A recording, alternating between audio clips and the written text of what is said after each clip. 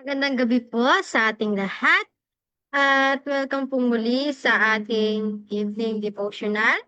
At sa gabing ito, tayo po ay makakarinig ng mensahe mula po kay Brother Wendell Blanche. Ngunit bago po yan, tayo po muna ay mag-awitan ng ating opening song. At ang ating opening prayer naman po ay pagkakalob sa atin ni Franklin Tina. At ngayon po, tayo na po ay mag-awitan ng ating opening song.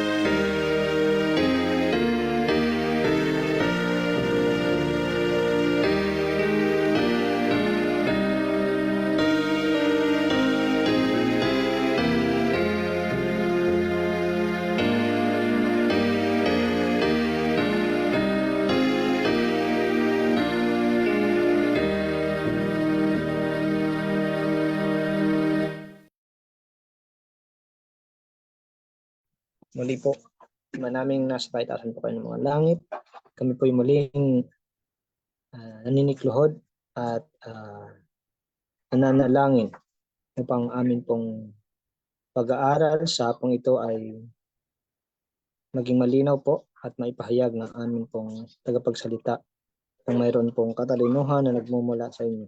Buksan ang isipan ng bawat isa at ipaunawa sa mga tagapakinig ng amin pong mapapakinggan. At nawa po, Ama, ang mga bagay na amin pong mapapakinggan ay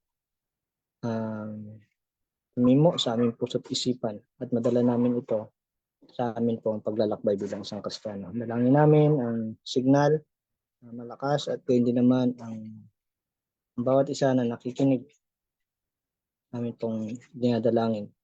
Gayon din naman, Ama, sawayin ang mga gawa ng kaaway sa amin pong pag-aaral ng mga salita. Ito po ang aming panalangin sa pangalan ni Jesus. Amen.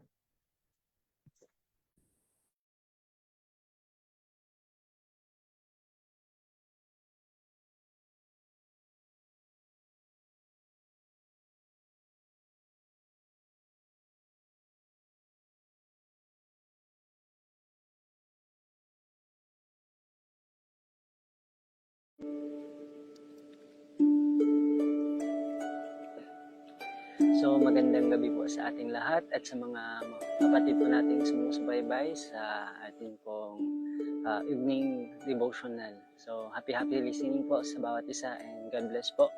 So muli naatasan po ngayon na manguna ng ating spiritual mana po ang yung God Brother Wendell Blanche.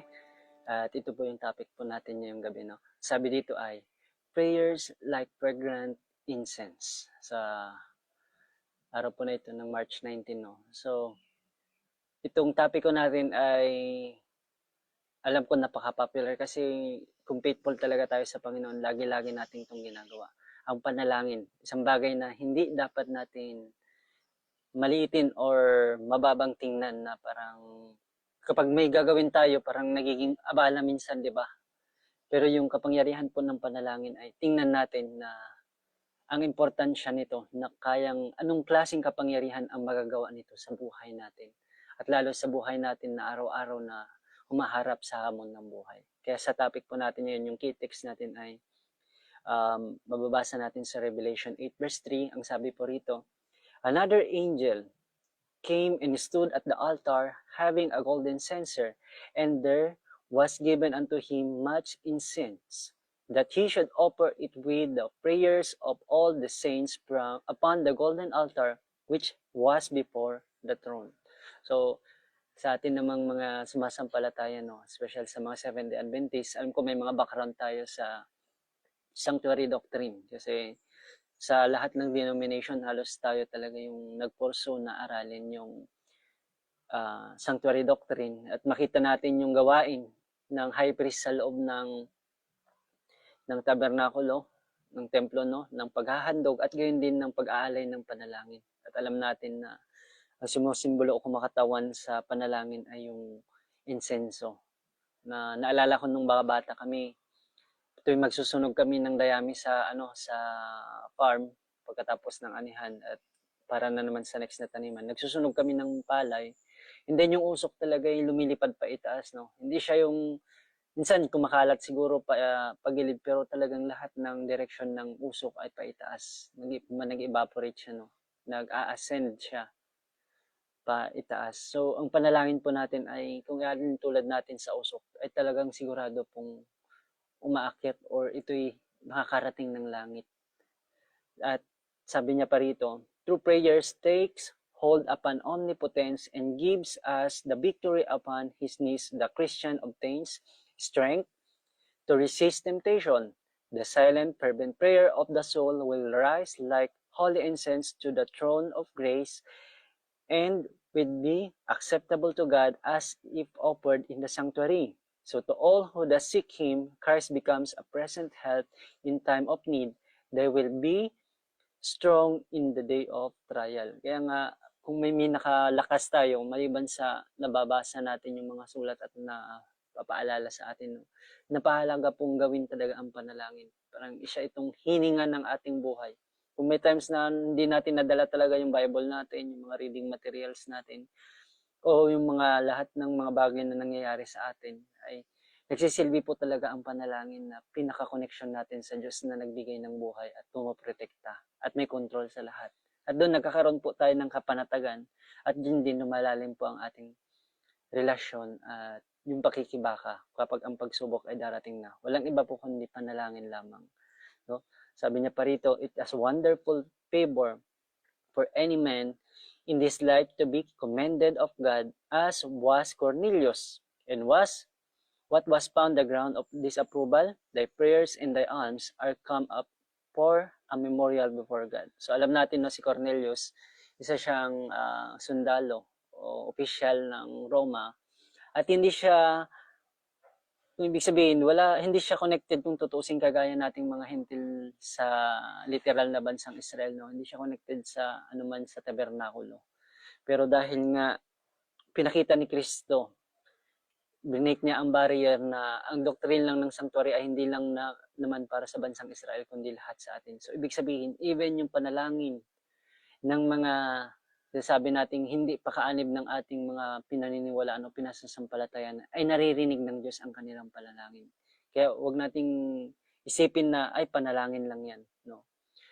mali yung panalangin niya kasi mali yung pagkakilala niya sa Diyos, o mali yung mga panalangin na ano.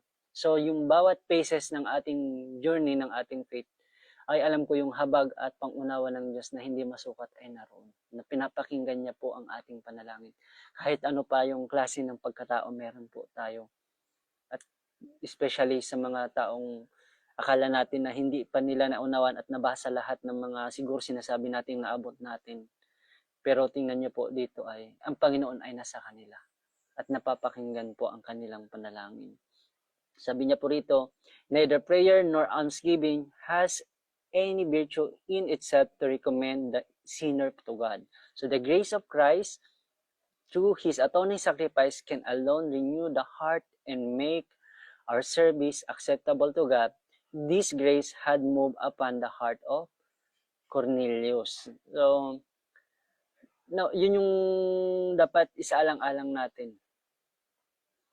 Na hindi dahil sa mga panalangin o ano pa man na ating kundi yung tayo nirekomenda ni Kristo sa Ama. Tayo katanggap-tanggap kahit anong lahi tayo, mang katungkulan natin.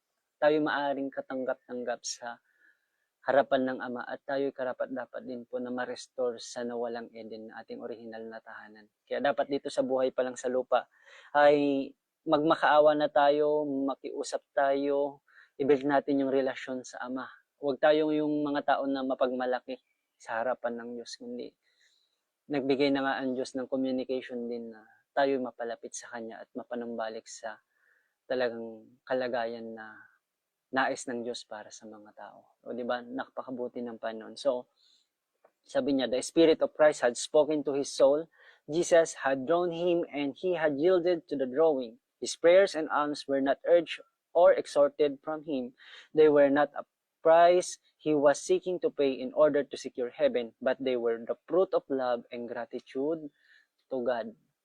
Kaya kung maintindihan natin yung isipan ni Kristo, no? Yung Espiritu ni Kristo, sabi niya rito, ang nakikipag-usap sa ating kaluluwa. Kumbaga, heart to heart ba? Na yung pagpunta ni Cornelius, actually, yung paglapit niya kay Pedro, ay talagang alam natin mula sa puso yun na sinseridad. Hindi lang yun yung ginagawa natin minsan siguro kung dinadaanan tayo na tinatamad mag-worship, ay kailangan lang mag-pray, kailangan lang gawin ito, pero alam mo yung damdamin ni Cornelius talaga ay yung talagang nasa puso niya, yung alam niyang gusto niyang mangyari at yun yung pinapanalangin niya.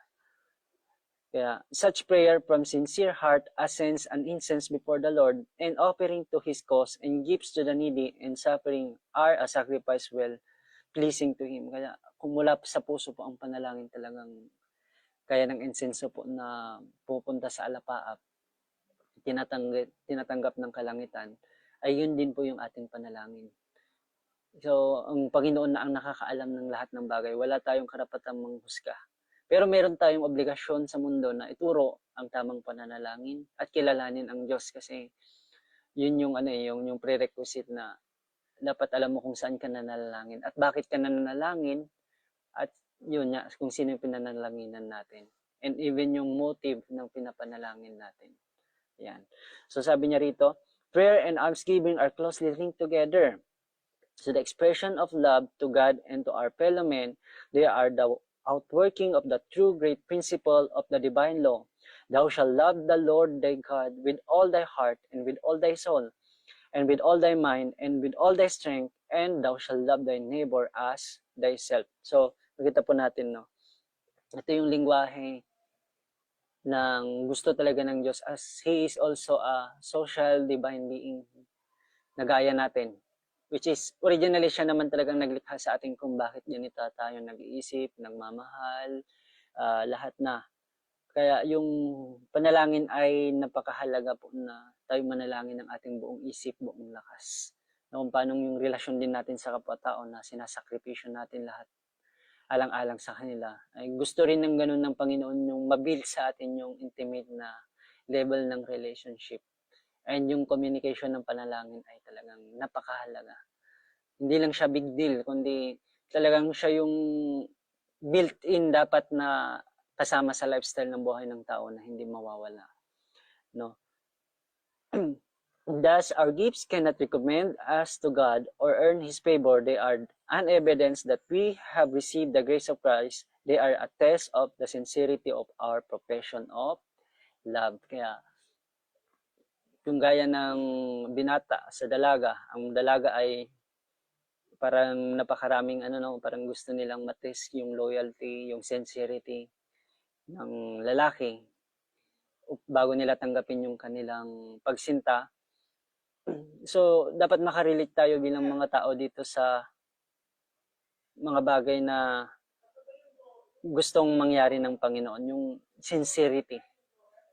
Mag-effort po talaga tayo. And yung prayer is, tumingin ka lang ng bakanting lugar, panatag yung loob mo, and then luluhod ka at manalangin. Napakalaking bagay na po yun. So, ang panalangin, or nakatayo ka man, naglalakad ka man, ibig sabihin yung connection natin sa Diyos hindi nawawala.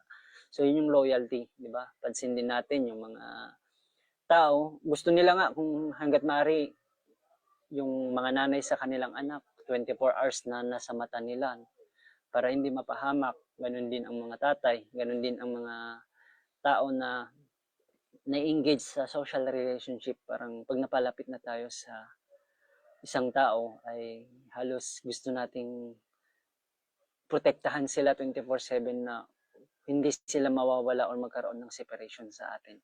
So, napakaganda na binigay ng Panginoon itong panalangin para mag-build ng connection at communication sa Panginoon. Hindi lang sa Panginoon, kundi maaari din nating ipanalangin at hingin sa Panginoon na yung mga mahal din natin sa buhay ay atin ding ipanalangin.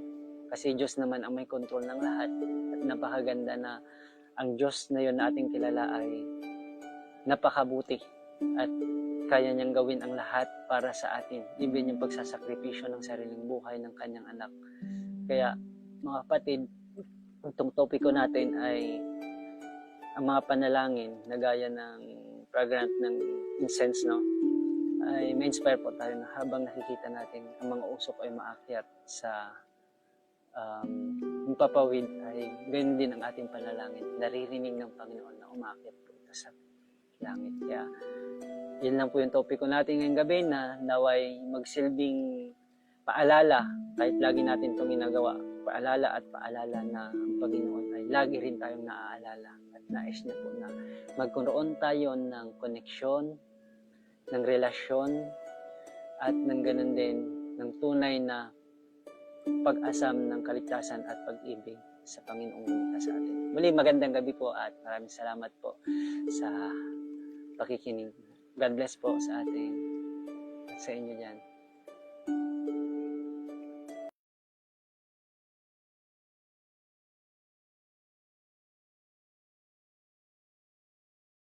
Maraming salamat, Brother Wendell, sa napakagandang mensahe na iyong pinagkaloob sa amin. So dito po, napakinggan natin na yung panalangin natin ay lahat yun naririnig ng ating Panginoon.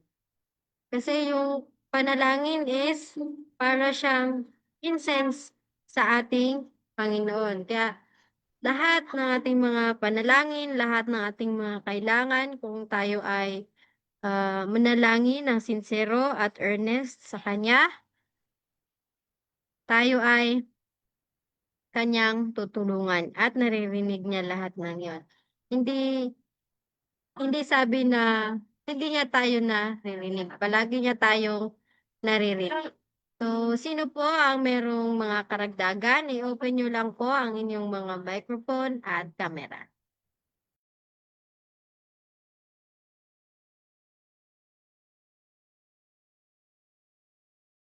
So, dito po sa kasamaan sa Zoom, sino po ang merong mga karagdagan?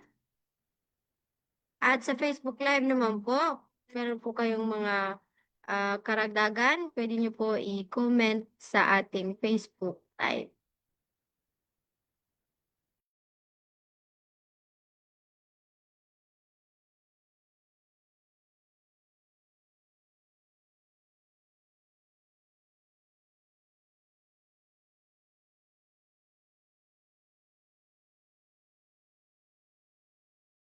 At kung wala na po, tayo na po ay dadako sa ating closing song. at closing prayer naman po ng ating tagapagsalita.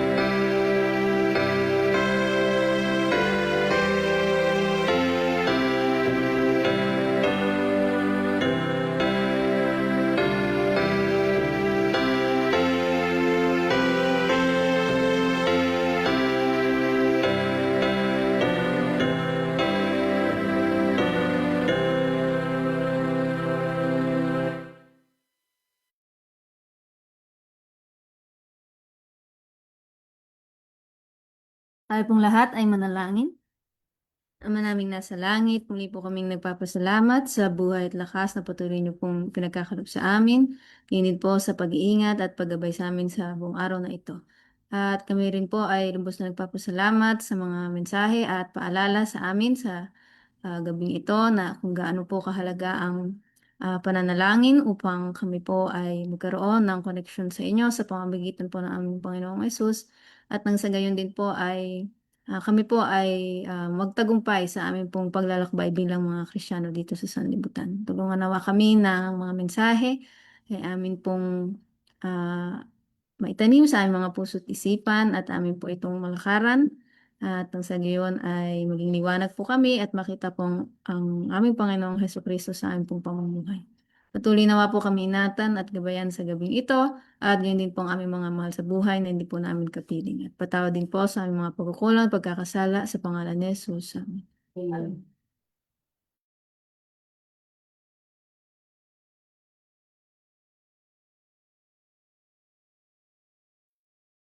Maraming salamat po sa inyong pag-join sa ating evening devotional. Maraming salamat din po sa mga taong nanonood sa aming Facebook Live. Nawa patuloy po kayong makinig at maki-join po sa aming online program, Morning Devotional, alas 5 ng umaga. At ang ating Vesper Worship po bukas sa ganap na alas 6 ng gabi. At magandang gabi sa ating lahat and God bless.